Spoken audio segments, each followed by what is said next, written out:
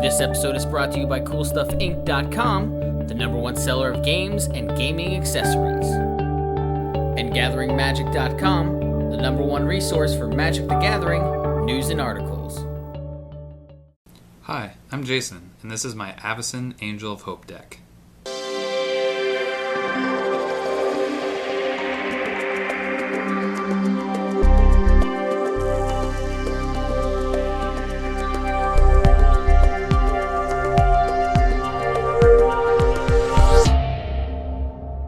Hey guys, this is my Avacyn Angel of Hope deck. When this card came out, I just really liked it, and it's kind of challenging for a general just because, you know, the mana cost is kind of high. But once she gets out, she's pretty tough to deal with, especially if you have the right things out on the board to give her protection. So let's get into it. Alright, so there's 35 basic planes. Alright, non-basics. I have a high market in here. I mostly use it just because it's really good to get rid of your creatures. If, you know, someone's trying to remove them from the game and you don't want that to happen. It's also saved Avacyn from being tucked. So this is just a really good land. This is probably the first one that I fetch for when I try to get specialty lands. Kor Haven, just really good. There's not a lot of creatures in this deck, so if I haven't wrathed everything away and there's still a problem creature out, this is really good just to fend them off. Temple of the False God, just, you know, because the mana curve for Avacyn is pretty high, so just tapping for 2 is just always helpful. Boseiju, I just really like this card because there is a lot of wrath spells, and it's just really good to be able to wrath without worrying about it getting countered or anything like that. Or, you know, if you need just swords or crib swap or any of that kind of stuff, it's really nice to, even though you have to pay 2 life, it's still really nice to get it in there and know that you're gonna get the spell off. Emeria, the Sky Rune. This is just really good because it's mono, you know, mono white, and it ramps pretty well to get up to the 7. So I've let Avacyn go to the graveyard, like through high market or something like that, and then get her back the next turn. So this is just a really, once this comes out, and if I have the planes, it tends to get hated on a lot. Alright, now we're going to get into the ramping artifacts. Here's Mana Vault. Basalt Monolith, just really good, gives you that early turn advantage if you can drop these relatively early. There's a Voltaic Key in here to make these just even that much better. Darksteel Ingot, just indestructible mana ramp. Extraplanar Lens, to not a lot of people tend to, in my play group at least, tend to play white, so I don't really have to worry about, you know, giving them double mana. And if so, it's just, you know, it's in a 3-color deck, so it's not their main color. So that's why I run Extraplanar Lens and Gauntlet of Power. Also, this one's really nice just for the +1/+1. Cage Sun, obviously just a better Gauntlet of Power just for yourself. Gilded Lotus, you know, just help you get ahead. Khalni Gem, I like this one because although it bounces lands back to your hand, it taps for 2 mana of any color, and it also guarantees that, you know, maybe you're going to miss a land drop. It guarantees that you'll hit a land and it replaces itself, so it's pretty nice. I like it. Ur-Golem's Eye, just, you know, more ramp. Doubling Cube, because this has actually helped me win a game. I got all my planes destroyed, and I came back with this card and wound up winning the game. So it's pretty tough to use, though. I mean, just because you have to pay 3, so it's better with, you know, another thing out like Gauntlet of Power just to make it that much better. But it really is a really great card. Pristine Talisman, you know, just extra mana and you gain a life. What's not to like there? Dreamstone Hedron, taps for 3, and then, you know, if you're way ahead and you don't really need the mana anymore, it also draws you cards, which white isn't the greatest at doing. Everflowing Chalice, depending on, you know, how much mana ramp you already have out, you can get this pretty high, and then you can use it, you know, to pay for all your colorless artifacts, or, you know, for the colorless and Avacyn or what have you. Equip cost, things like that. It's really nice. It can get really big. It's also not too bad early game too, if you can at least kick it once. Thran Dynamo, some more ramp. Soul Ring.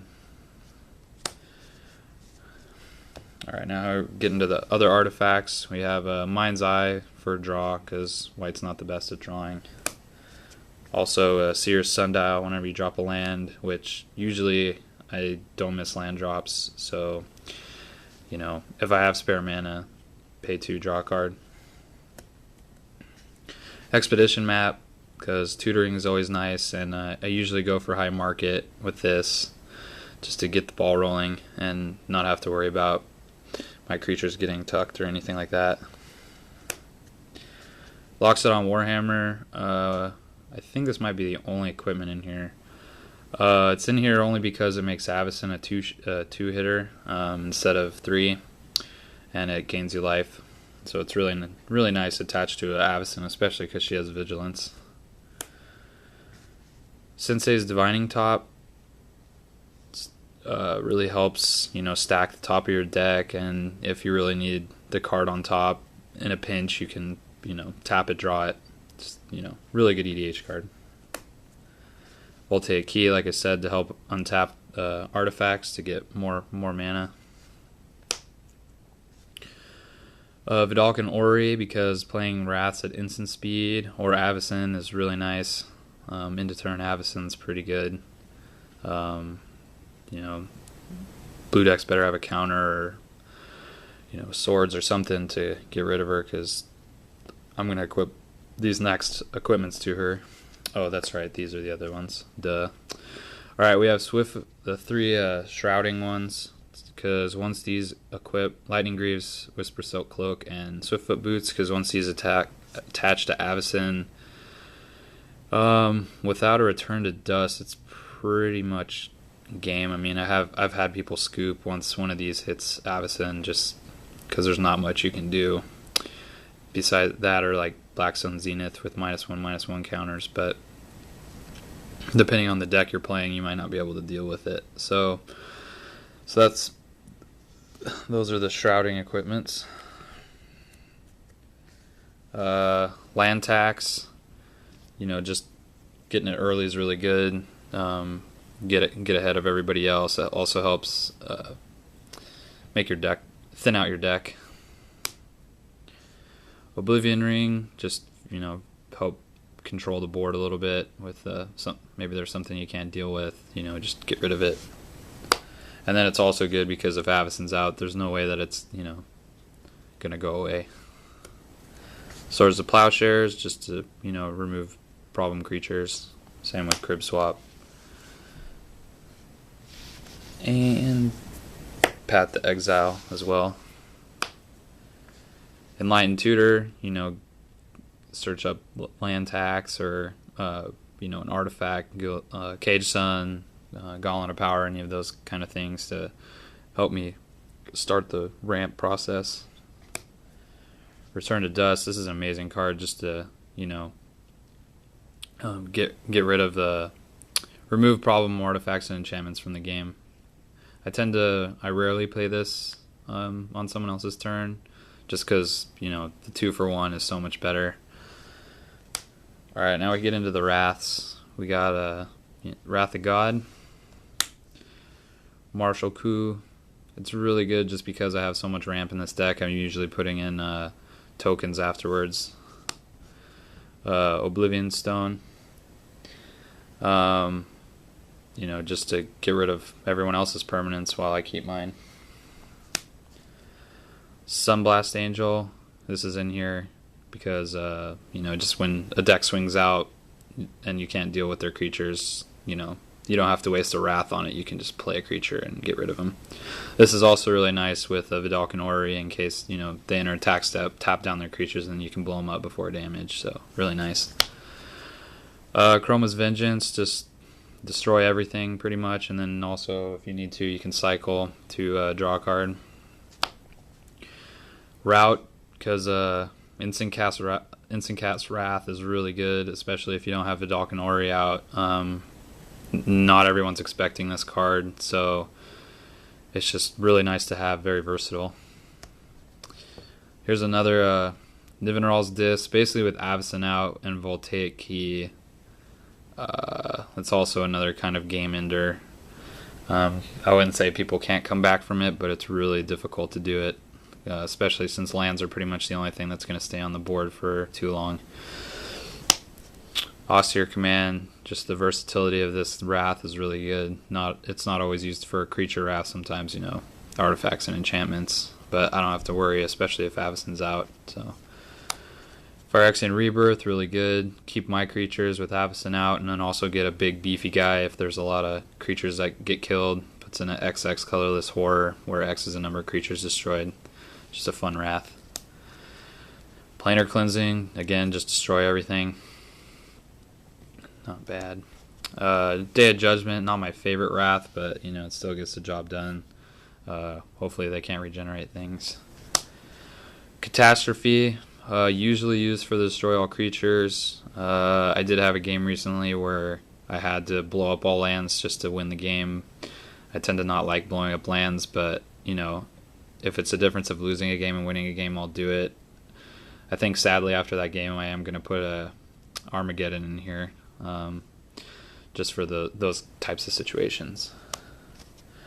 Alright, now we get into the creatures. Knight of the White Orchid, I like this just because it helps ramp, especially if you're playing against a green deck. More often than not, they're going to have already ramped and have more lands than you, so you can just get that plains.